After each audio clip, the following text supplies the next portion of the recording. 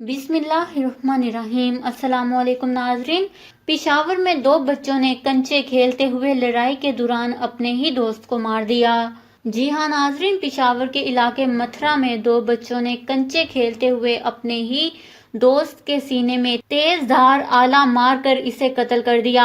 मुकामी SSP operation ज़हूर अफरीदी का कहना है कि इन बच्चों में कंचे खेलते हुए लड़ाई हुई, जिसमें दो दोस्तों ने मिलकर 10 साला फवाद के सीने में तेज धार आला मार कर इसे कत्ल कर दिया। उन्होंने मजीद बात करते हुए बताया कि दोनों बच्चों को 2 घंटों में गिरफ्तार कर लिया गया है। पुलिस की जारी करदा रिपोर्ट के मुताबिक फवाद की लाश नाले में मिली, जहां दोनों कातिल बच्चों ने इसे घबराकर फेंक दिया था। रिपोर्ट में दोनों बच्चों के बारे में बताते हुए कहा गया है कि इनकी उम्रें 9 और 10 साल है। एसएसपी ऑपरेशन ज़हूर अफरीदी की जानिब से जारी करदा रिपोर्ट में बताया गया है कि इब्तदाई कार्रवाई करने के बाद दोनों बच्चों को गिरफ्तार कर लिया गया है, जिसमें इनसे तेज धार वाला आला भी बरामद करने के बाद दोनों के खिलाफ एफआईआर दर्ज कर दी गई है।